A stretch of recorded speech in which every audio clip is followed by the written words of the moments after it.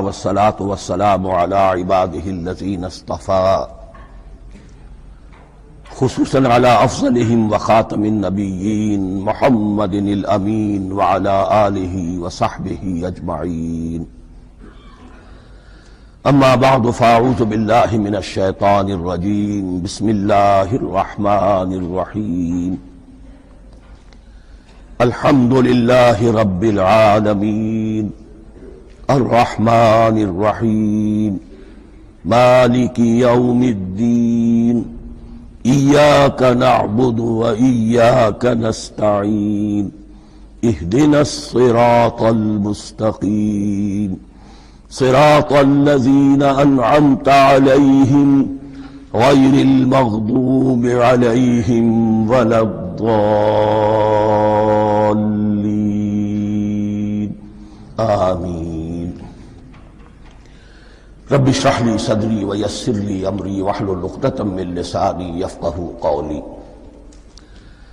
اللهم ربنا ألهمنا رشدنا وأعذنا من شرور أنفسنا. اللهم أرنا الحق حقا وارزقنا اتباعه وأرنا الباطل باطلا وارزقنا اجتنابه. اللهم ربنا يسر لنا أمورنا كلها وأتمم لنا بالخير وتقبل منا فإنك خير المتقبلين آمین یا رب العالمین. معزز حاضرین اور محترم خواتین، ہم اللہ کے نام سے اس سال کی نماز تراویح کے ساتھ دورہ ترجمہ قرآن کا آغاز کر رہے ہیں. اس سے پہلے میں عرض کر چکا ہوں کہ اب میری عمر بھی کافی ہو چکی ہے. قمری حساب سے 68 برس مکمل ہو چکے ہیں اور مختلف قسم کے عوارض بھی مجھے لاحق ہیں، اور بہت سے احباب نے اور رفقاء نے مشورہ دیا تھا کہ میں اتنا بڑا بوجھ اپنے ذمے نہ لوں، لیکن میں نے خالصتاً توکلاً علی اللہ اس کی ہمت کی، اس کا ارادہ کیا، اس کے لیے اہتمام بھی خصوصاً ہوا ہے.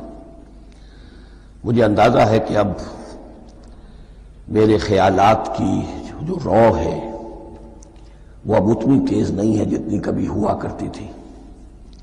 کراس ریفرنسز بھی جو ہیں قرآن حکیم کے وہ اتنے مستحضر نہیں ہیں جتنے کبھی ہوتے تھے، بلکہ واقعہ یہ ہے کہ میری زبان بھی بعض اوقات لڑکھڑاتی ہے، اس لیے کہ مجھے جو ادویات استعمال کرنی پڑتی ہیں ان کا اعصاب پر بھی اثر ہوتا ہے، اور جو ہمارے اعضائے رئیسہ ہیں ان پر بھی اثر ہوتا ہے.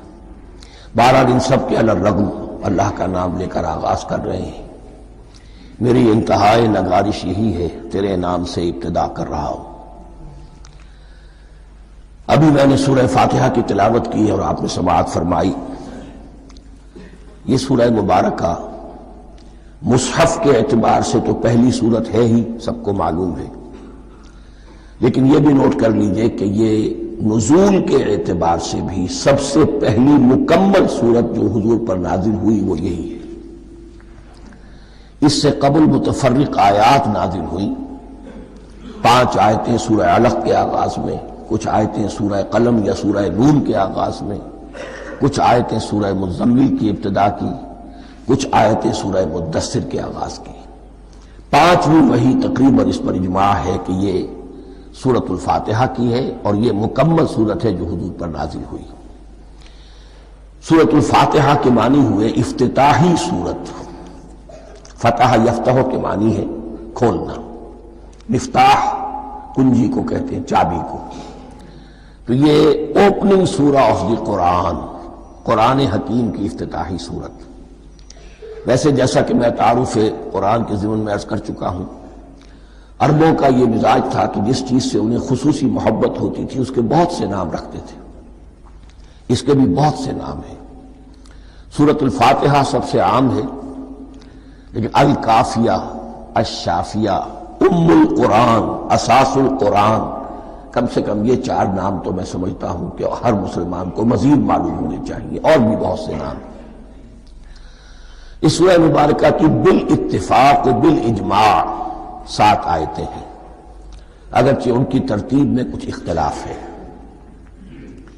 ایک رائے یہ رائے امام شافعی کی بھی ہے اور بصرہ کے جو قراء تھے ان کی بھی ہے کہ آیت بسم اللہ بھی سورہ فاتحہ میں شامل ہے، اس کا جز ہے، وہ اس کو شامل کر کے پھر 7 آیتیں بناتے ہیں، تو آخری دن ہم 2 آیتیں سمجھتے ہیں، صراط الذین انعمت علیہم غیر المغضوب علیہم ولا الضالین، وہ ان کے نزدیک ایک آیت ہے۔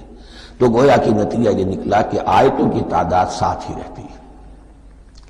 امام ابو حنیفہ رحمۃ اللہ علیہ کا موقف اور کوفے کے جو قراء تھے ان کا بھی موقف یہ ہے کہ آیت بسم اللہ نہ سورہ فاتحہ کا جز ہے نہ کسی اور سورت کا جز ہے، سوائے ایک مقام پر جہاں حضرت سلیمان علیہ السلام کا خط جو ہے نقل ہوا ہے، جنہوں نے ملکہ سبا کو لکھا تھا انہ من سلیمان و انہ بسم اللہ الرحمن الرحیم، تو قرآن کے متن میں صرف اسی جگہ پر یہ آیت شامل سمجھتے ہیں، باقی یہ صرف علامت کے طور پر کہ یہاں سے ایک نئی سورت شروع ہو رہی ہے درج کی گئی ہے۔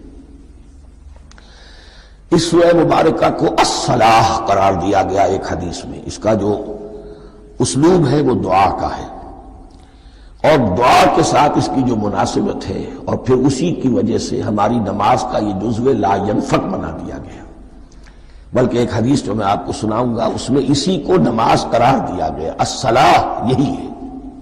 ویسے وہ حدیث مبارک موجود ہے من لم یقرأ بفاتحۃ الکتاب لا صلاۃ لمن لم یقرأ بفاتحۃ الکتاب، جو شخص سورہ فاتحہ کی تلاوت نہیں کرتا اس کی کوئی نماز نہیں۔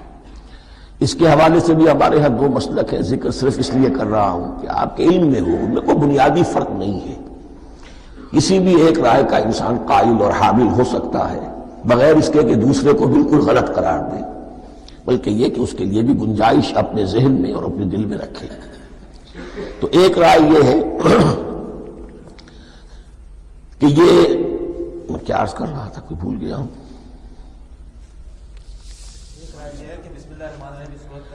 جی، اور دوسری آیت یہ ہے کہ اس کا حصہ نہیں ہے۔ اسی اعتبار سے یہ کہ یہ سورہ مبارکہ نماز میں پڑھی جانی ضروری ہے، لا صلاۃ لمن لم یقرأ بفاتحۃ الکتاب۔ البتہ یہ اختلاف ہے، یہ بات جو میں ذکر کر رہا تھا جو ذہن سے نکل گئی، کہ آیا مقتدی جو ہے امام کے پیچھے کھڑا ہو کر جب نماز پڑھ رہا ہو تو کیا اس صورت میں بھی اس کے لیے لازم ہے کہ سورہ فاتحہ پڑھے؟ اس میں 2 رائے ہو گئی، بلکہ 3۔ ایک رائے انتہائی ہے اور وہ فقہ حنفی کی طرف منسوب ہے کہ اگر آپ امام کے پیچھے مقتدی کی حیثیت سے نماز پڑھ رہے تو کسی بھی رکعت میں آپ سورہ فاتحہ نہیں پڑھیں گے۔ ایک دوسری بالکل برعکس رائے ہے، وہ امام شافعی رحمۃ اللہ علیہ کی ہے کہ ہر حالت میں چاہے امام جہری رکعت پڑھا رہا ہو جس میں وہ بلند آواز سے سورہ فاتحہ پڑھ رہا ہو اور چاہے وہ سری رکعت ہو، ہر حالت میں مقتدی کو بھی پڑھنی ہے۔ ایک تیسری رائے بین ہے، وہ امام مالک کی ہے رحمۃ اللہ علیہ، کہ جو سری رکعت ہے جس میں کہ امام بھی خاموشی سے پڑھ رہا ہے مقتدیوں کو بھی پڑھنی چاہیے، جو جہری رکعت ہے جس میں کہ امام بلند آواز سے پڑھ رہا ہے اس میں مقتدیوں کو خاموش رہ کر پوری توجہ جو ہے سننے پر صرف کر دینی چاہیے۔ اذا قرئ القرآن فاستمعوا له وانصتوا، جب قرآن پڑھا جا رہا ہو تو پوری توجہ اس کے پڑھنے پر مرکوز کر۔ میرے اپنی رائے میں یہ تیسری رائے سب سے زیادہ صائب ہے اور اس میں کسی طرح کی بھی کوئی پیچیدگی پیدا نہیں ہوتی۔ بہرحال اس سورہ مبارکہ کا جو اسلوب ہے میں نے عرض کیا دعائیہ ہے، البتہ قرآن مجید کے علم اور حکمت کے اعتبار سے، اس کے فلسفے کے اعتبار سے ایک بات سمجھ لینی چاہیے۔ قرآن کا فلسفہ یہ ہے کہ بنیادی ہدایت ہر انسان کے دل میں موجود ہے، بالقوہ، پوٹینشلی۔ یہ جو قرآن مجید یا اللہ کی کتابیں نازل ہوتی ہیں یہ انہیں ایکٹیویٹ کرتی ہیں، وہ اندر کی جو ڈورمنٹ کانشسنس ہے، خوابیدہ شعور جو ہے اسے بیدار کر کے اور پھر یہ کہ اسے اجاگر کرتی ہیں۔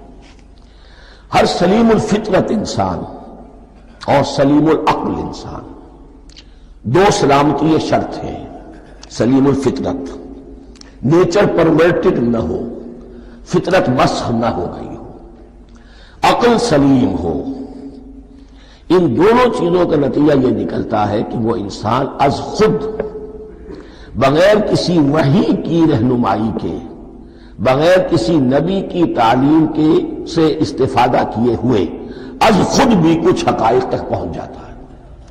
اور وہ حقائق کیا ہے؟ نمبر ایک یہ کہ اس کائنات کا ایک خالق ہے، وہ ایک ہے، اور وہ تمام صفات کمال سے متصف ہے۔ نمبر دو یہ کہ انسان کی زندگی صرف یہ زندگی نہیں ہے، بلکہ ایک اور زندگی ہے کہ جس میں اس زندگی کے اعمال کے نتائج برآمد ہوں گے۔ یہ دو باتیں، اس کی زیادہ وضاحت کے ساتھ جو ہے اس کا تذکرہ آئے گا سورہ لقمان میں، جہاں حضرت لقمان کی شخصیت کا تذکرہ ہے۔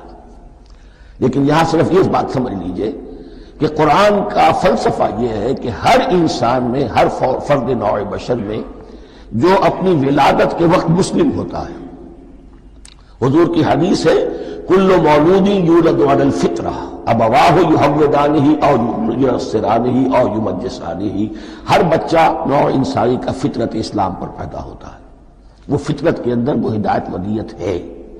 اب اگر وہ فطرت بس نہیں ہوئی اور عقل جو ہے وہ صحیح رخ پر کام کر رہی ہے تو ان دو حقائق تک وہ انسان خود پہنچ جائے گا۔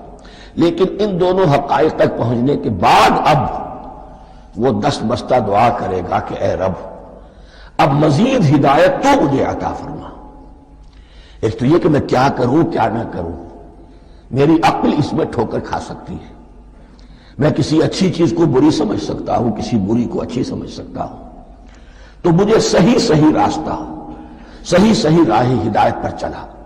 یہ دعا ہے جو انسان کرتا ہے جبکہ وہ ایمان باللہ اور ایمان بالآخرہ تک خود پہنچ چکا ہوتا ہے، اور یہ سمجھتا ہے کہ صحیح زندگی کا رخ یہی ہے کہ جس رب کو میں نے پہچانا ہے کہ وہ اس کائنات کا خالق ہے اور مالک ہے اور رب ہے، میں اس کی بندگی کروں، اس کی اطاعت کروں، اس کا حکم مانوں، اس کے راستے پر چلوں۔ لیکن وہ راستہ کون سا ہے؟ اس کے لیے پھر دست بدعا ہوتا ہے کہ پروردگار تو میری رہنمائی فرما۔ یہ مقام ہے کہ جہاں آپ سمجھ لیجئے اپنے آپ کو بھی آج اس جگہ پر تصور کرتے ہوئے پھر اس سورہ مبارکہ کو پڑھیے کہ آپ اس مقام پر اللہ کے فضل و کرم سے پہنچ چکے ہیں کہ اللہ کو آپ نے پہچان لیا اور اس کی توحید کو جان لیا، اس کی جملہ صفات کمال سے آپ واقف ہو گئے۔ آپ یہ بھی جان گئے کہ بڑھ کر اس کے حضور میں حاضر ہونا ہے اور وہ حساب کتاب لے گا۔ پھر آپ نے یہ عہد بھی کر لیا کہ اب زندگی گزارنی ہے اس رب کی بندگی میں، اسی کی فرما برداری میں۔ اب یہاں کھڑے ہو کر آپ پوچھتے ہیں کہ اللہ مجھے وہ تفصیلی ہدایت عطا فرما، ایسا نہ ہو کہ کبھی میں کسی راستے پر چلتا ہوا کسی پگڈنڈی پر مڑ جاؤں اور وہ تھوڑی سی جو ڈیوییشن ہو میرے راستے کی وہ میری عاقبت کو برباد کر دے۔ یک لحظہ غافل گشتبو صد سال راہم دور شد، اس لیے کہ ہوتا یہی ہے سیدھے راستے سے ذرا سی کوئی پگڈنڈی جو ہے تھوڑے سے اینگل پر نکلی ہے، لیکن جب چلتے جائیں گے آپ تو جتنا آگے بڑھیں گے اس پر، اس راہ صراط مستقیم سے آپ اتنے ہی زیادہ دور ہوتے چلے جائیں گے۔ یہ ہے قرآن مجید کی حکمت اور فلسفے کے اعتبار سے اس سورہ مبارکہ کا مقام۔ اب آئیے ہم بسم اللہ کرتے ہیں۔ بسم اللہ الرحمن الرحیم، شروع کرتا ہوں میں اللہ کے نام سے جو رحمان اور رحیم ہے۔ اس پر کچھ گفتگو ہو چکی ہے تعارف قرآن کے ضمن میں کہ رحمان اور رحیم دو نام ہیں کہ جو رحمت کے مادے سے نکلتے ہیں۔ رحمان میں اللہ تعالیٰ کی رحمت کا جوش ہے، جانی کیفیت، طوفانی کیفیت، اور رحیم میں اللہ تعالیٰ کی رحمت کا دوام اور تسلسل۔ یہ دونوں کیفیات اللہ کی رحمت میں بیک وقت موجود ہیں، جس کا ہم تصور نہیں کر سکتے۔ ہم سمندر کو دیکھتے ہیں، متلاطم سمندر ہے، اس میں ہیجان ہے، طوفان ہے۔ دریا کو دیکھتے ہیں کہ وہ سکون کے ساتھ چل رہا ہے، خاموشی سے چل رہا ہے، بہہ رہا ہے، بس تسلسل کے ساتھ بہہ رہا ہے۔ ہم ان دونوں کیفیات کو علیحدہ علیحدہ دیکھتے ہیں تو ہمارا ذہن ان دونوں کو بیک وقت اس کا تصور نہیں کر سکتا، تخیل ممکن نہیں۔ لیکن اللہ کی رحمت کی یہ دونوں شانیں مستقلاً ہر وقت موجود ہیں بیک وقت، اسی لیے ان دونوں کے درمیان کہیں حرف عطف نہیں آئے گا۔ بسم اللہ الرحمن الرحیم، الحمدللہ رب العالمین۔ کل حمد، اور حمد کو ذہن میں رکھ لیجئے، حمد مساوی ہے تعریف جمع شکر۔ عام طور پر ترجموں میں ایک لفظ لایا جاتا ہے، کل تعریف اللہ کے لیے، یہ کافی نہیں ہے۔ تعریف آپ کسی شے کی کر سکتے ہیں جس میں کوئی حسن ہے، خوبی ہے، کسی بھی اعتبار سے، خواہ آپ کو اس کے حسن و خوبی سے کوئی فائدہ حاصل نہیں ہو رہا۔ ایک پھول ہے، بہت خوبصورت ہے، بس ٹھیک ہے، خوبصورت ہے، آپ نے کہا، تعریف کر دی۔ شکر کرتے ہیں آپ اس شے کا جس سے آپ کو کوئی فائدہ پہنچا ہو، استفادہ ہوا ہو، آپ کی کوئی ضرورت پوری ہوئی ہو، آپ کی کوئی مشکل دفع ہوئی ہو۔ اور آپ دیکھیں گے کہ حمد میں یہ شکر کا پہلو غالب ہے۔ جتنی بھی دعائیں ہیں حضور سے منقول، شکر کے مقام پر وہاں حمد آتا ہے۔ بھوک لگی ہوئی تھی، کھانا کھایا، الحمدللہ الذی اطعمنی وسقانی۔ اب یہاں دیکھیے ترجمہ، تعریف نہیں، شکر ہے اس اللہ کا جس نے مجھے کھلایا اور پلایا۔ آپ بیت الخلاء سے باہر آئے، نجاستیں آپ سے دور ہو گئیں، طبیعت میں انشراح ہوا، الحمدللہ الذی اذھب عنی الاذی وعافانی۔ وہ شکر ہے اس اللہ کا جس نے اذیت بخش چیزیں مجھ سے دور کر دیں اور مجھے عافیت بخشی۔ تو یہ الحمدللہ رب العالمین، اللہ تعالیٰ کا حسن و کمال اور حسن و جمال اپنی جگہ بھی اس انتہا کا ہے کہ جتنی تعریف اس کا حق ہے ہم کر ہی نہیں سکتے، لیکن اس کے احسانات اور انعامات ہم پر اتنے ہیں کہ ہم ان کو بھی گن نہیں سکتے۔ لہذا ایک ہی احصاء ہم نے کر دیا الف لام کے ساتھ، الحمدللہ رب العالمین۔ تمام تعریفیں اور کل شکر اللہ کے لیے ہیں کہ جو تمام جہانوں کا پروردگار ہے، رب ہے، مالک ہے۔ رب میں ایک مفہوم ہوتا ہے ربوبیت کا، اور اس میں مفہوم شامل ہوتا ہے تربیت کا، ربیانی صغیرہ۔ تو مالک ہونا اور تربیت دینا، آپ جس شے کے مالک ہوں گے آپ چاہیں گے اس میں بڑھوتری ہو، اس میں اضافہ ہو، وہ نشو و نما پائے۔ تو یہ دونوں چیزیں آپس میں ایک دوسرے کا جڑی ہوئی ہیں، پروردگار بھی اور مالک بھی۔ عام طور پر عربی میں رب کا لفظ مالک کے لیے آتا ہے، رب البیت، رب الدار، رب المال۔ تو معلوم وہاں پر ظاہر بات ہے کہ اس سے مراد کیا ہے، مال والا، گھر والا، گھر کا مالک۔ تو کل شکر اور کل تعریف اس اللہ کے لیے ہے جو تمام جہانوں کا مالک بھی ہے اور پروردگار بھی ہے۔ الرحمن الرحیم، رحمان ہے اور رحیم ہے۔ اب دوبارہ اس کی میں وضاحت نہیں کروں گا۔ مالک یوم الدین، یوم دین کا مختار مطلق ہے۔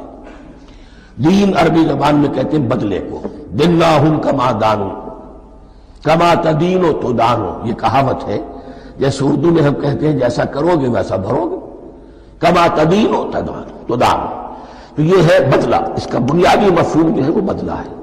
تو بدلے کا ایک دن ہے جس دن فیصلہ ہوگا کہ کون کیا کما کر لایا ہے، اسے کیا بدلہ ملنا چاہیے۔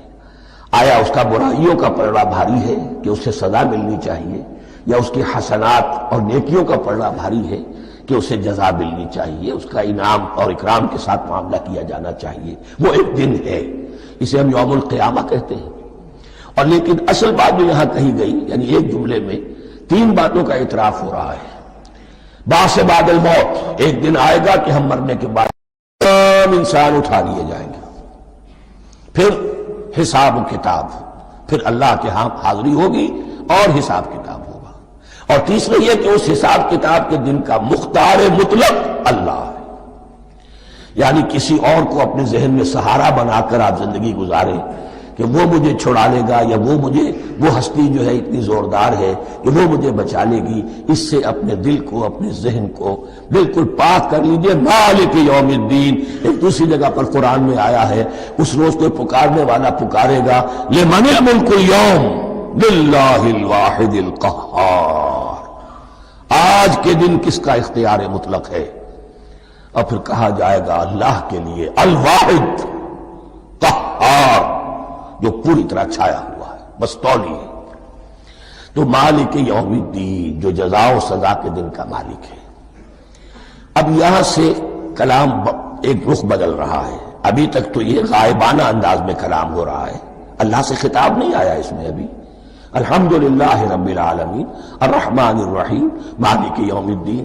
اب خطاب ہے، ایاک نعبد و ایاک نستعین، ہم صرف تیری ہی بندگی کرتے ہیں اور کریں گے، اور ہم صرف تجھ ہی سے مدد مانگتے ہیں اور مانگیں گے۔ یہ ترجمہ میں کیوں کر رہا ہوں کہ یہ فعل مضارع ہے۔ عربی زبان میں فعل مضارع حال اور مستقبل دونوں کو کور کرتا ہے۔ کا جو ہے مفعول فاعلی جو ہے، مفعول جو ہے اس میں ضمیر مفعولی اسے پہلے لا کر حشر کا مضمون پیدا ہو گیا۔ ہم تیری بندگی کرتے ہیں نہیں، ہم تیری ہی بندگی کرتے ہیں اور کریں گے۔ حال میں ترجمہ کیجئے تو یہ اظہار حال ہے، اور مستقبل میں ترجمہ کیجئے تو ایک عہد ہے، قول و قرار ہے، بہت بڑا معاہدہ ہے۔ وَإِيَّاكَ نَسْتَعِينُ، اور صرف تجھ ہی سے مدد مانگتے ہیں اور مانگیں گے۔ اس میں بھی حال کا ترجمہ اظہار حال، اللہ کرے کہ واقعی ہمارا حال وہی ہو، جب ہم یہ الفاظ کہتے ہیں تو واقعتاً ہم اس پر پورے اتر رہے ہوں کہ اسی کی بندگی کر رہے ہوں اور اسی سے ساری استعانت اور استمداد کر رہے ہیں۔ جہاں تک مستقبل کا تعلق ہے وہ پھر ایک عہد ہے، اہدنا الصراط المستقیم، یہ مقام وہ آ گیا کہ یہاں تک تو اے پروردگار ہم پہنچ گئے تیرے فضل سے، تیرے کرم سے۔ فطرت سلیمہ بھی تیری عطا کردہ تھی، عقل سلیم بھی تیری ودیت کردہ تھی، ان دونوں کی روشنی سے ہم یہاں تک تو پہنچ گئے۔ اب ہماری جو ضرورت ہے، احتیاج ہے، وہ کیا ہے؟ اہدنا الصراط المستقیم، ہدایت بخش ہمیں سیدھے راستے کی۔ یہاں دو باتیں سمجھ لیجئے۔ انفرادی سطح پر انسان کے لیے نہ معلوم کتنے مرحلے آتے ہیں ہر روز کہ جس میں وہ ایک چھٹک کر کھڑا ہو جاتا ہے، یہ کروں یا یہ کروں، دو آلٹرنیٹو سامنے آ رہے ہیں، فیصلہ کرنا مشکل ہو رہا ہے، قدم قدم پر ہدایت کی ضرورت ہے۔ اور اجتماعی طور پر نوع انسانی تین بڑے بڑے تمدنی مسائل میں واقعہ یہ ہے کہ تسلیم کر لیا جانا چاہیے کہ عقل انسانی اس کو راستہ نہیں دکھا سکتی۔ عام معاشرتی سطح پر مرد اور عورت کے درمیان حقوق اور اختیارات کا کیا توازن ہو، ناممکن ہے، انسان طے نہیں کر سکتا۔ انسان یا مرد ہے یا عورت ہے۔ عورت سوچے گی اپنے جذبات کا، اپنے خیالات کا لحاظ رکھے گی، مرد کے جذبات و احساسات کا اس کا کوئی تصور ہی ممکن نہیں۔ مرد سوچے گا اسے اپنے احساسات معلوم ہے، لیکن یہ کہ عورت کے احساسات سے وہ نابلد ہے، ان کو محسوس کر ہی نہیں سکتا۔ لا محالہ وہ اپنے بارے میں وہ جو بھی نظام بنائے گا اس میں وہ اپنی بالادستی رکھے گا۔ وہ تو ایک ہی ہستی ہو سکتی ہے کہ جو دونوں کی خالق ہے، مرد کی بھی عورت کی بھی، اور اس کو دونوں سے محبت ہے، دونوں کا خیر خواہ ہے، دونوں کا رب ہے، دونوں کو پروان چڑھانا چاہتا ہے۔ اسی طرح فرد اور معاشرہ یا ریاست، حکومت اور ریاست ہمیشہ یہ چاہتی ہے کہ سارے اختیارات ہمارے ہاتھ میں آ جائیں، ٹوٹلیٹیرین سوسائٹی ہو، بس ہم حکم دیں اور لوگ اس پر چلیں۔ افراد یہ چاہتے نہیں، ہمیں آزادی ہونی چاہیے۔ اب آپ دیکھیے کہ دنیا میں کتنے جھگڑے چلتے ہیں اسی پر، فریڈم فریڈم فریڈم۔ وہ فریڈم واقعتاً اپنی جگہ پر ایک شے ہے، افراد کی آزادی ہونی چاہیے، لیکن افراد کی آزادی اتنی نہ ہو جائے کہ وہ مادر پدر آزاد ہو جائے، کوئی قانون، کوئی قاعدہ، کوئی اخلاقی کوئی حدود اور قیود جو ہے ان کا پابند نہ رہے۔ تو اب کہاں ہے وہ نقطہ اعتدال کہ جس میں انسان کی انفرادی آزادی، انفرادی اختیار اور ادھر اجتماعی مصلحتیں جو ہیں ان کو بیلنس کیا جا سکے؟ انسان طے نہیں کر سکتا، صرف اللہ ہی اس کے لیے نظام دے سکتا ہے۔ تیسرا مسئلہ ہے سرمایہ اور محنت، اس میں کیا توازن ہو؟ سرمایہ اور محنت دونوں مل کر کچھ بنا رہے ہیں، کچھ پروڈیوس کر رہے ہیں۔ اب اس میں نفع جو ہوا ہے اس میں سرمایہ کا کتنا حصہ ہونا چاہیے اور لیبر کا کتنا ہونا چاہیے، کون طے کر سکتا؟ اس کے لیے بھی کہ ایسا نہ ہو کہ سرمایہ داری جو ہے آکاش بیل بن کر پورے معاشرے پر چھا جائے، اور غریب بیچارہ، مزدور بیچارہ، کاشتکار بیچارہ وہ گویا کہ چکی کے دو پارٹوں میں پس کر رہ جائے، اس کی کوئی حیثیت نہ رہ جائے۔ لیکن یہ کہ دوسری طرف اگر یہ کہ مزدور کا جو حق ہے اس سے زیادہ اس کو دے دیا جائے تو سرمایہ جو ہے وہ سکڑ جائے گا، شائی ہو جائے گا، وہ پھر میدان میں نہیں آئے گا۔ کیا کیا جائے؟ کون سا نقطہ عدل و اعتدال ہے؟ یہ تین مسائل ایسے ہیں، اہدنا الصراط المستقیم۔ تو یوں سمجھیے کہ ایک جو بنیادی ہدایت تھی، ایک اللہ کو پہچان لینا، یہ جان لینا کہ کل حسن و جمال اور تمام انعام و اکرام کا منبع اس کی ذات ہے، وہ رحمان ہے اور رحیم ہے، اور یہ جان لینا کہ مرنے کے بعد جی اٹھنا ہے، حساب کتاب ہے، فیصلہ ہوگا جزا و سزا کا، اور مختار مطلق اس دن کا اللہ ہے۔ پھر یہ عہد کر لینا ایاک نعبد و ایاک نستعین، اس کے بعد دعا پروردگار ہمیں ہدایت پر قائم رکھ، ہماری ہدایت میں اضافہ فرما۔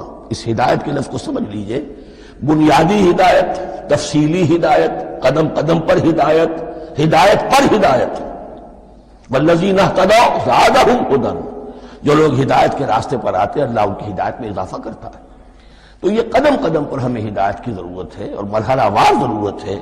ہدایت اس کو بھی کہتے ہیں کہ کسی نے آپ سے کوئی پتہ پوچھا، آپ نے کہا ادھر جانا، پھر دوسری گلی میں مڑنا، پھر جانا دو تین لائٹیں چلے جانا، پھر مڑنا وغیرہ وغیرہ، یہ بھی ہدایت ہے، نظری طور پر آپ نے بتایا ہے۔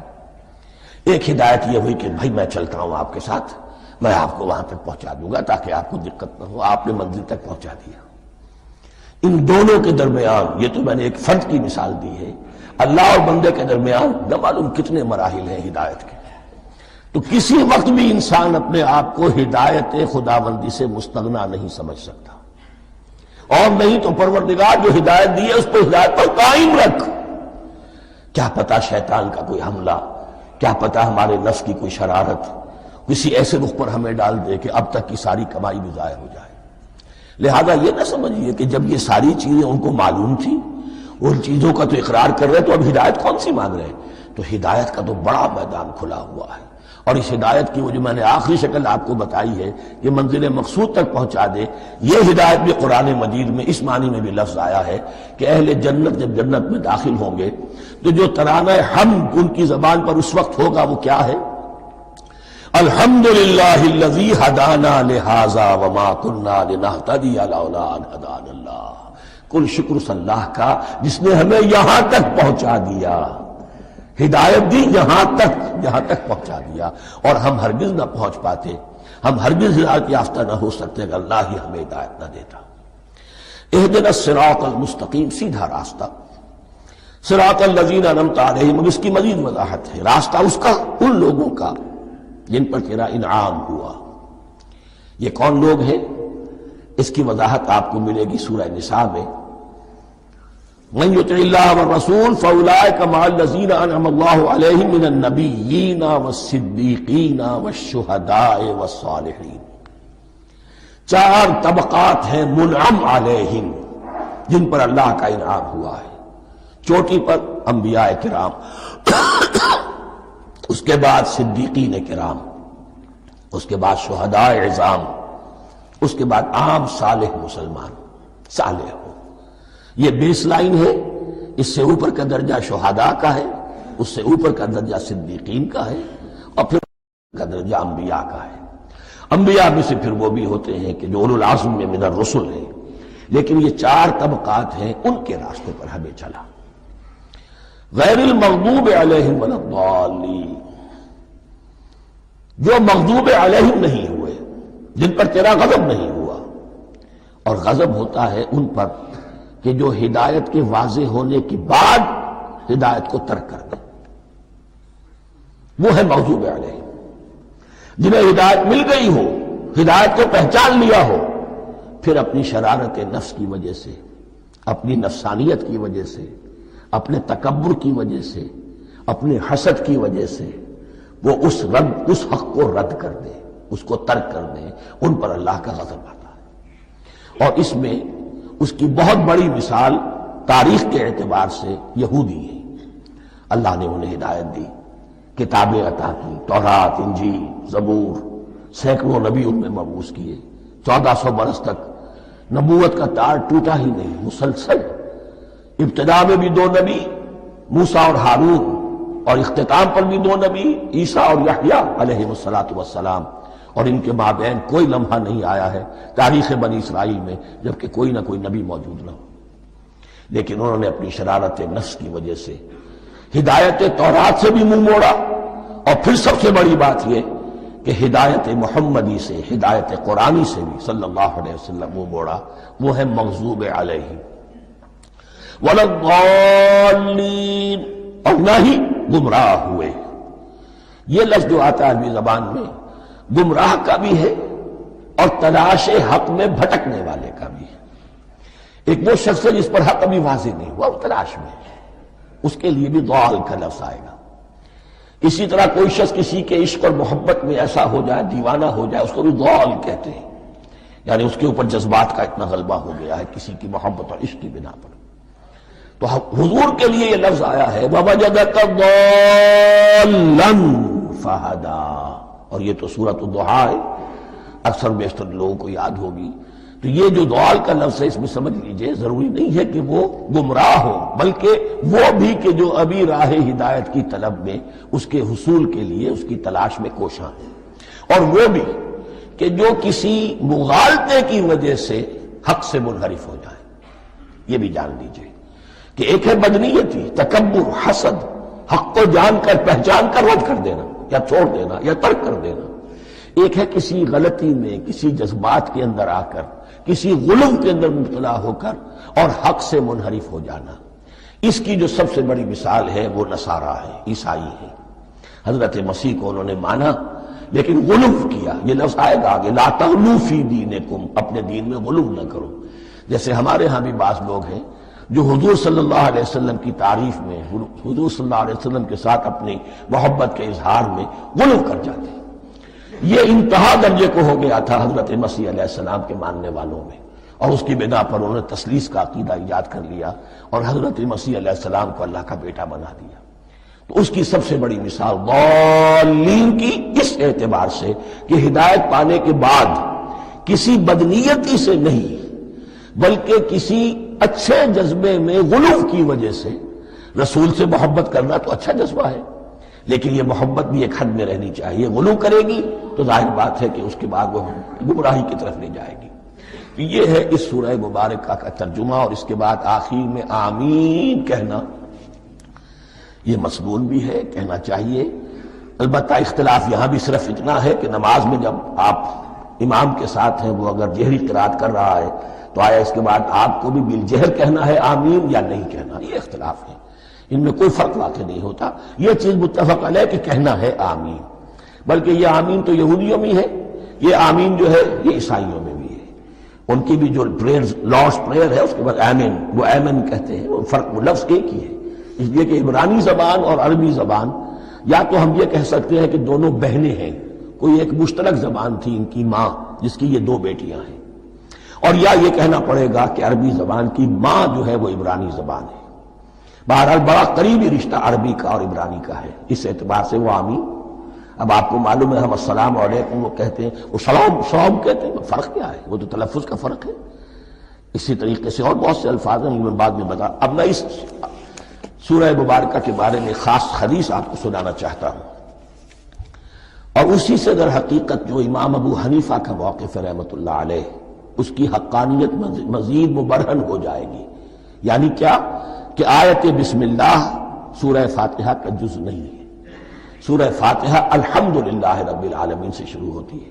وہ میں آپ کو بتانا بھول گیا کہ جن کے نزدیک یہ سورت کا جز ہے وہ پھر جہری قرات میں بسم اللہ الرحمن بھی بلند آواز سے کہیں گے، اور جن کے نزدیک سورہ فاتحہ کا جز نہیں ہے وہ نہیں کہیں گے، وہ الحمدللہ رب العالمین سے قرات کریں گے۔ تو کوئی فرق نہیں ہے بنیادی۔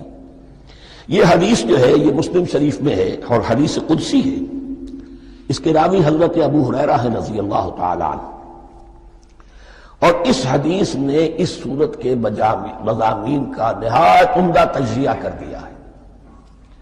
حدیث کے الفاظ سن لیجئے، قسمت الصلاۃ بینی و بین عبدی نصفین۔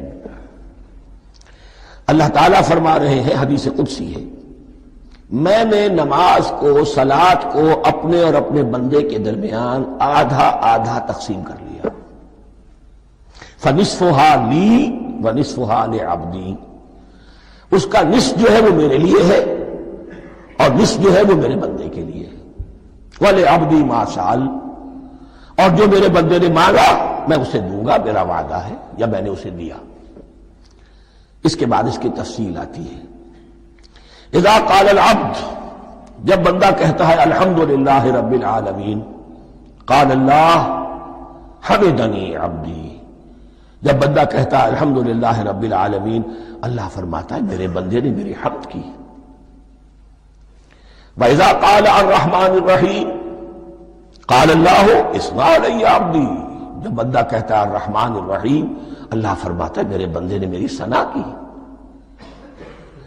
وَإِذَا قَالَ مَالِكِ يَوْمِ الدِّينِ قَالَ اللَّهُ تَعَالَى مَجَّدَنِي عَبْدِي، میرے بندے نے میری تمجید بیان کی، میری بزرگی بیان کی۔ اب یہ تین آیتیں ہو گئیں، تینوں میں اللہ کی حمد ہے، ثنا ہے، تمجید ہے۔ یہ تین آیتیں خالص اللہ کے لیے ہو گئی۔ اب چوتھی آیت آئی، ایاک نعبد و ایاک نستعین۔ اس کے بارے میں جب بندہ کہتا ہے اذا قال العبد ایاک نعبد و ایاک نستعین، قال اللہ تعالی ھذا ما بینی و بین عبدی ولعبدی ما سأل، یہ میرے اور میرے بندے کے درمیان ہے۔ یہ تو یوں سمجھئے کہ یہ گرا لگ گئی ہے میرے اور میرے بندے کے مابین۔ اس نے مجھ سے قول و قرار کیا ہے، اس نے میری بندگی کا اعتراف کیا ہے، اس نے تسلیم کیا ہے کہ میری ہی بندگی کرتا ہے اور کرے گا، اور مجھ سے مدد چاہیے ہے۔ ھذا ما بینی و بین عبدی، یہ معاہدہ ہے، معاہدہ دو فریقوں کے مابین ہوتا، یہ میرے اور میرے بندے کے مابین ہے۔ وَلِعَبْدِي مَا سَأَلَ، اور میں نے اپنے بندے کو دیا جو اس نے مانگا۔ وہ میری مدد چاہتا ہے، میری مدد اس کے شامل حال رہے گی۔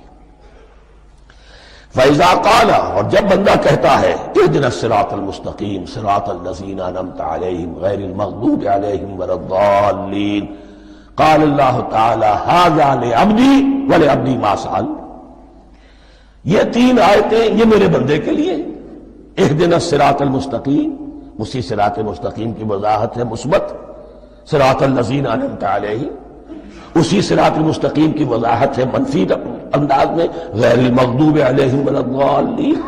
یہ سب میرے بندے کے لیے ہے، اور میں نے اپنے بندے کو دیا جو اس نے مانگا۔ اس کو میں نے ایک مرتبہ یہ ترازو کی شکل میں اس کو لکھوایا تھا۔ دیکھیے یہ ایاک نعبد و ایاک نستعین، یہ ہے وہ ترازی کی وہ ڈنڈ، واو جو ہے ایاک نعبد و ایاک نستعین، واو جو ہے گویا کہ وہ مٹھ ہے جس سے کہ ترازو کو پکڑا جاتا ہے۔ ادھر ایک پلڑا ہے جس کی تین آیتیں ہیں، الحمدللہ رب العالمین الرحمن الرحیم مالک یوم الدین۔ اس کا نتیجہ کیا نکلا؟ ایاک نعبد۔ آپ نے شاید یہ سنا بھی ہو ایک بہت ہی عمدہ قرات کا جو ریکارڈ ہے قاری عبدالباسط عبدالصمد کا، وہ یہیں سے چل کر سورہ فاتحہ کی قرات کر کے ایاک نعبد پر آ کر رکتا ہے۔ الحمدللہ رب العالمین الرحمن الرحیم مالک یوم الدین ایاک نعبد، گویا کہ یہاں یہ صورت بالکل ہاف ہو گئی ہے۔ تین آیتوں میں اللہ کی حمد ہے، ثنا ہے، تمجید ہے، جس کا نتیجہ ہم تیری ہی بندگی کرتے ہیں، تیری ہی اطاعت کریں گے۔ لیکن اب اس کے بعد سوال ایاک نستعین، اسی کی جو استعانت کیا درکار ہے ہمیں؟ ہدایت۔ ہدایت سب سے بڑی استعانت ہے، ہدایت ہی تو سب سے بڑی مدد ہے۔ اهدنا الصراط المستقیم صراط الذین انعمت علیہم غیر المغضوب علیہم ولا الضالین، یہ ایاک نستعین کے حکم کے ساتھ یہ تین آیتیں آ گئیں۔ اهدنا الصراط المستقیم صراط الذین انعمت علیہم غیر المغضوب علیہم ولا الضالین، قسمت الصلاة بینی و بین عبدی نصفین فنصفها لی ونصفها لعبدی ولعبدی ما سأل۔ اللہ تعالیٰ اس سورہ فاتحہ کا جو اصل مفہوم ہے وہ بھی ہمارے ذہنوں پر، ہمارے شعور کی سطح پر اسے اجاگر کیے رکھے، ہمیں توفیق دے کہ جب بھی پڑھیں، جب بھی سنیں تو وہ کیفیت اگر ہو جائے۔ اس لیے کہ ایک حدیث ہے کہ الصلاۃ معراج المومنین، نماز تو اہل ایمان کے حق میں معراج کے درجے میں ہے۔ اس حوالے سے ہم یہ سمجھ سکتے ہیں کہ کوئی وقت ایسا آ سکتا ہے کہ انسان کو واقعتاً، روح انسانی واقعتاً اللہ کے یہ جواب سنے۔ انہونی بات نہیں ہے یہ، ہوتا ہے خطاب آخر، اٹھتا ہے حجاب آخر، کرتے ہیں خطاب آخر، یہ تو ہوتا ہے۔ مخاطبہ الہی، یہ تو میں نے عرض کیا کہ ثابت ہے، مخاطبہ، محادثہ اور تحدیث اللہ بندوں سے کلام کرتا ہے۔ اب آئیے بسم اللہ الرحمن الرحیم، اب یہ سورہ بقرہ شروع ہو رہی ہے۔ سورۃ البقرہ جو 286 آیات پر مشتمل ہے، تقریباً 2.5 پاروں پر پھیلی ہوئی ہے۔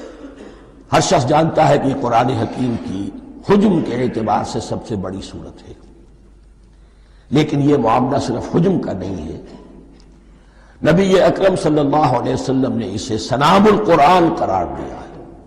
آپ نے فرمایا لکل شیء سنام، ہر چیز کی ایک چوٹی ہوتی ہے، جیسے اونٹ کا کوہان ہوتا ہے۔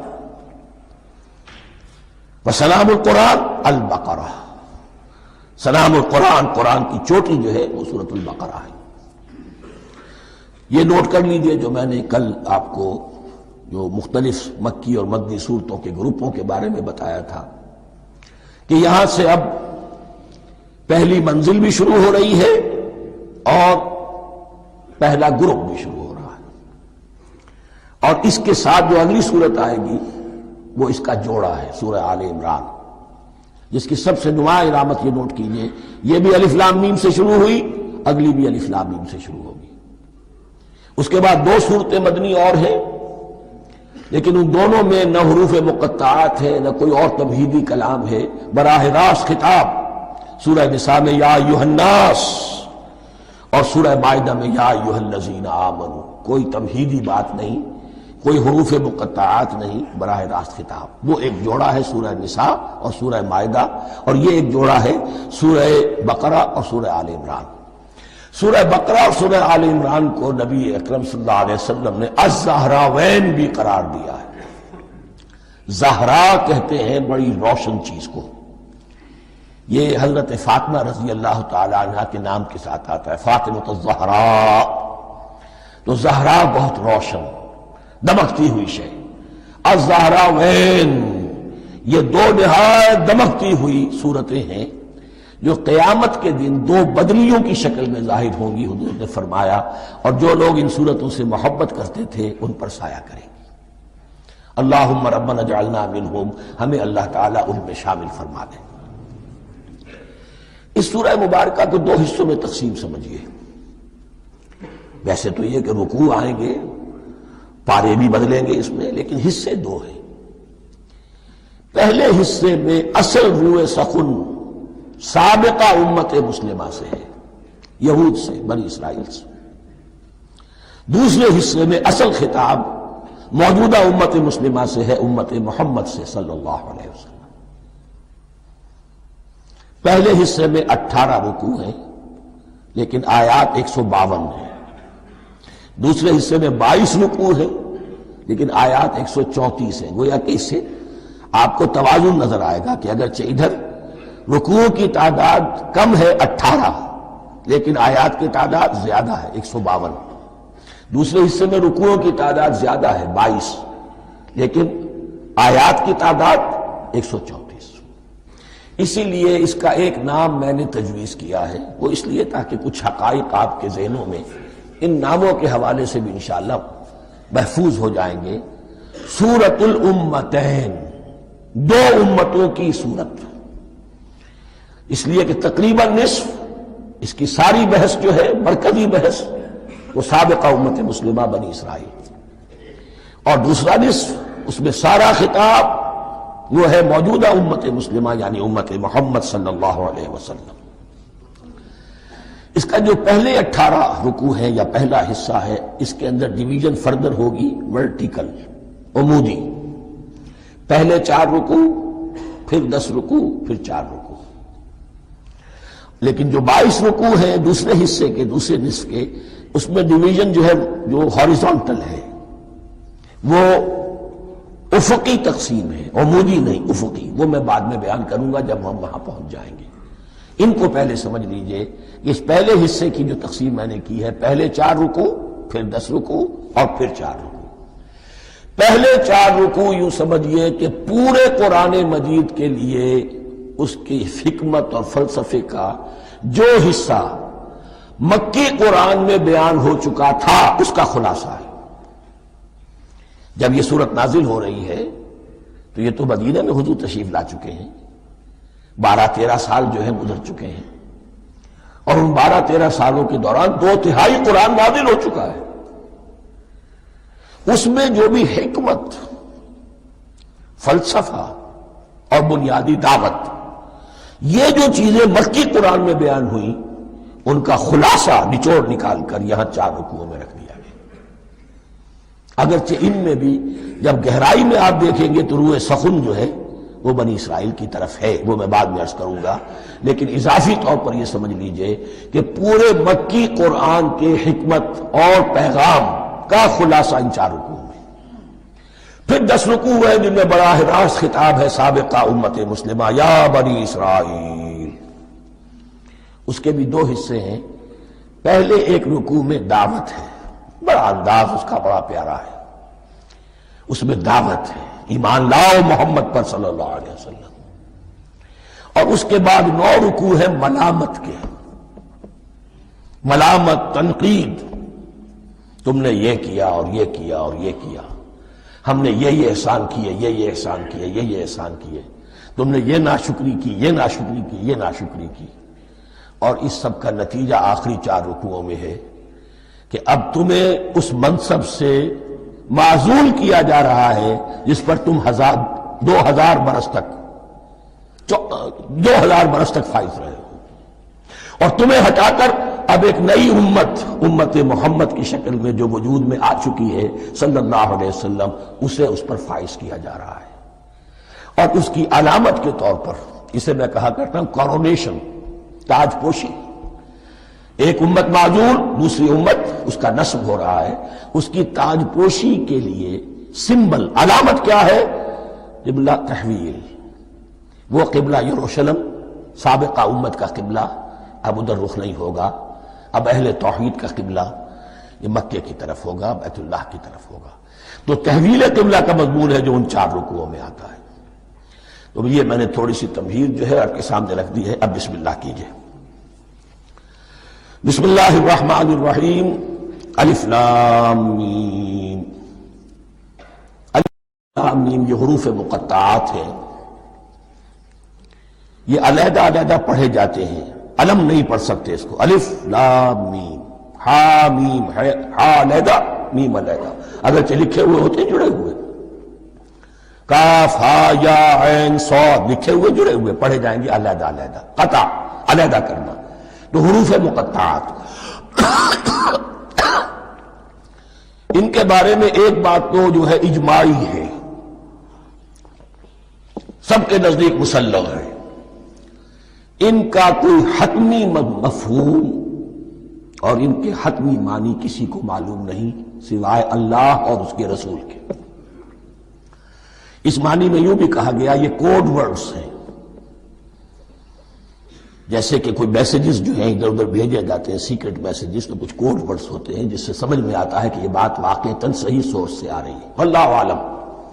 لیکن اس کا کوئی مفہوم اور اس کے معنی جو ہیں وہ اتفاق اس پر ہے، اگرچہ بعض حضرات نے کچھ اپنی سی کوشش کی ہے، کچھ مفہوم جو ہے بنانے کی، وہ اپنی جگہ پر ہے، لیکن یہ کہ کسی حضرت عبداللہ ابن عباس رضی اللہ تعالی عنہما نے بعض ایسی کوششیں کی ہیں، لیکن ان کی رائے کو بھی ان کی ذاتی رائے سمجھا گیا ہے، امت نے اسے قبول نہیں کیا۔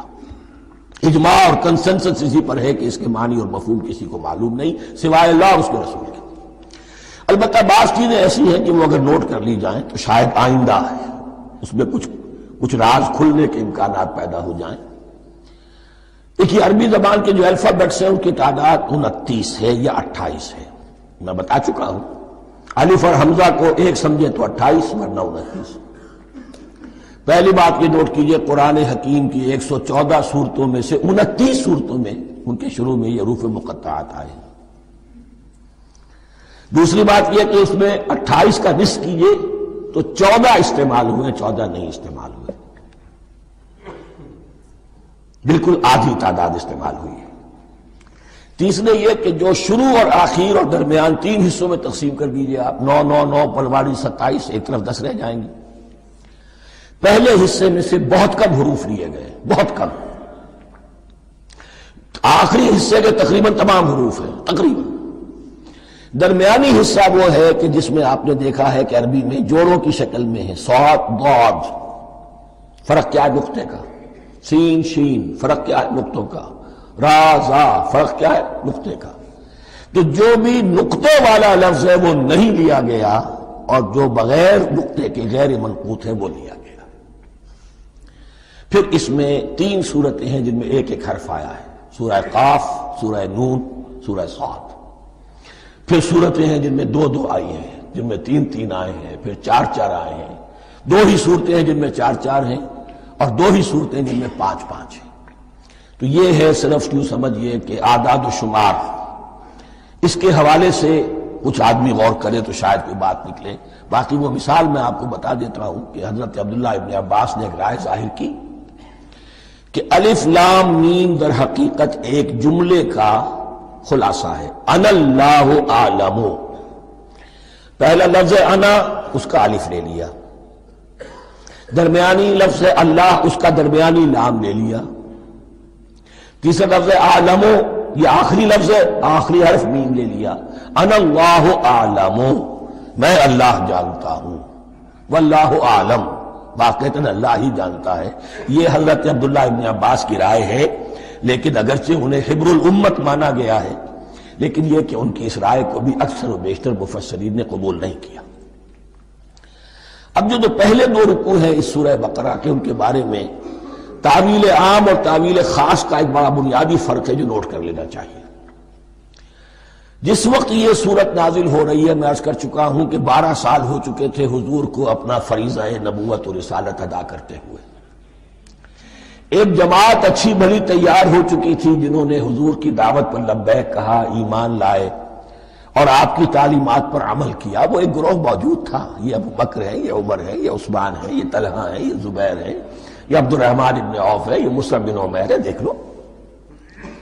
اور ایک گروہ وہ تھا کہ جو حق کو جان کر پہچان کر محض اپنی ضد اور حق درمی کی باعث وہ کفر پر آ گیا تھا۔ اور اب ایک تیسرا گروہ پیدا ہو رہا تھا مدینے میں آ کر، وہ ابھی ایمبریونک سٹیج میں ہے، کہ جو داعی ہے، مدعی ہے کہ ہم مانتے ہیں لیکن حقیقت میں نہیں مانتے۔ یہ 3 قسم کے گروہ دنیا میں ہمیشہ پائے جائیں گے، ہمیشہ۔ اب میں اس کو لا رہا ہوں تعویل عام کی طرف۔ جب بھی کبھی کوئی دعوت اٹھے گی انقلابی، ایک ہوتا ہے واعظ و نصیحت، ٹھیک ہے، جس نے بھی فائدہ اٹھایا اٹھا لیا۔ ایک ہوتی ہے دعوت انقلابی، وہ انقلابی دعوت کا ہدف ہوتا ہے نظام کو بدلنا۔ نظام بدلتا ہے تو ظاہر بات ہے کہ جو لوگ اس نظام میں جن کے ویسٹڈ انٹرسٹ ہیں اور جن کو پریولیجز حاصل ہیں، جن کے مفادات ہیں، وہ تو لازماً اپنے نظام کا تحفظ کریں گے۔ ٹکراؤ ہوگا، تصادم ہوگا، تصادم میں جانی نقصان بھی ہوگا، مالی نقصان بھی ہوگا۔ یہ گویا کہ کسی انقلابی دعوت کے لوازم ہیں۔ اگر یہ شاید نہ ہو تو ان دعوت انقلابی ہے ہی نہیں۔ اس اعتبار سے ہر انقلابی دعوت کے جواب میں 3 طبقے پیدا ہو جاتے ہیں۔ ایک وہ کہ جو اس دعوت کو قبول کرتے ہیں دیانت کے ساتھ، خلوص کے ساتھ، اخلاص کے ساتھ، اور پھر پوری جواں مردی کا ثبوت دیتے ہیں، ہر بعد آباد، اب جو آئے سو آئے، جان دینی پڑے حاضر ہیں، مال دینا پڑے حاضر ہیں، کوئی تکلیف آئے، کوئی مشقت آئے، کوئی مصیبت آئے، کوئی قربانی کرے، حاضر۔ جب پکارا گیا، واپس نہیں پھیرا کوئی فرمان جنوں کا، اور تنہا نہیں لوٹی کبھی آواز جرس کی۔ خیریت جا راحت تن صحت داما، سب بھول گئی مصلحتیں اہل ہوس کی۔ ایک وہ لوگ ہوتے ہیں، ایک وہ لوگ ہوتے ہیں کہ جو اڑ جاتے ہیں ضد پر، ہٹ درمی پر، ماننے کے باوجود، جاننے کے باوجود کہ بات تو ٹھیک ہے جو کہہ رہے ہیں، کیسے مان لیں؟ ہماری سیادت، ہماری چودراہٹ، ہمارے مفادات، ہمارے یہ ساری چیزیں ان سب کے اوپر زد پڑ رہی ہے۔ یہ لوگ اڑ جاتے ہیں، اور پھر کوئی دعوت، کوئی نصیحت، کوئی مزید افہام و تفہیم ان کے حق میں مفید نہیں ہوتی۔ اس لیے کہ صحیح بات ہے جو کہتے ہیں کہ سوتے کو تو جگایا جا سکتا ہے، جاگتے کو کیسے جگائیں؟ کوئی سویا ہوا ہے تو آپ اسے جگا دیں گے، جو جاگا ہوا ہے لیکن وہ بنا ہوا ہے، وہ اٹھنے کو تیار ہی نہیں ہے، تو آپ کیسے اٹھا دیں گے اس کو؟ تو جو لوگ جان بوجھ کر حق کو پہچان کر رد کر دیتے ہیں، پھر ان کے حق میں کوئی دعوت، کوئی نصیحت، کوئی تبلیغ، کوئی انذار، کوئی تبشیر مفید نہیں ہوتی۔ تیسرا درجہ ایسے لوگوں کا ہوتا ہے جو یا تو شروع میں آتے ہی شرارت کے ارادے سے ہیں، کوئی مصلحت ہے جس کی وجہ سے اس دعوت کو قبول کر لیا، کوئی ذاتی منفعت ہے جس کے لیے قبول کر لیا، یا یہ کہ شروع میں تو اخلاص کے ساتھ آتے ہیں لیکن جب قربانی دینے کا وقت آتا ہے تو ان کے اندر سیرت و کردار کی وہ مضبوطی نہیں ہوتی کہ ہر چباد آباد، یہ نہیں ہوتی، وہ پھر ڈگمگاتے رہتے ہیں، کبھی کچھ چلے پھر کہیں چھٹک کر رہ گئے، پھر کہیں کچھ چلے پھر چھٹک کر رہ گئے۔ یہ تیسرا طبقہ ہے کہ جو کہتا ہے، دعوی مدعی ہے کہ ہم نے مانا ہے، قبول کیا ہے، بات ٹھیک ہے، کچھ تھوڑا بہت چلتے بھی ہیں، لیکن جہاں مشکل آئی چھٹک کر کھڑے ہو گئے، اونگے منہ گر پڑے۔ یہ تیسرا طبقہ ہے۔ اس کے لیے لفظ ہمارے ہاں منافقین بھی ہے، لیکن اس رکوع میں آ کر ابھی ان 4 رکوعوں میں نہیں بلکہ سورہ بقرہ میں مکمل میں بھی کہیں نفاق کا لفظ نہیں آیا ہے، اس لیے کہ اسے مرض سے تعبیر کیا گیا ہے۔ یہ مرض ہے ایک، اور اس مرض کے ذریعے سے لوگوں کے اندر جو ہے وہ ایک نفاق کا بیج پڑ رہا ہے، جو ظاہر ہوگا تو منافقت پوری کی پوری کھل کر سامنے آ جائے گی۔ روگ ہے انسانی شخصیت کا، اس حوالے سے وہ تیسری، اور یہ چونکہ اہم ترین حصہ تھا اور یہ مرض اب شروع ہو رہا تھا، مدینے میں، مکے میں نہیں تھا، لہذا زیادہ تفصیل سے اس کے بارے میں گفتگو ہوئی۔ اب ان 2 رکنوں کا سلسلے وار مطالعہ انشاءاللہ اس دوسری نشست میں کریں گے۔ دوسری نشست سے مراد یہی ہے ابھی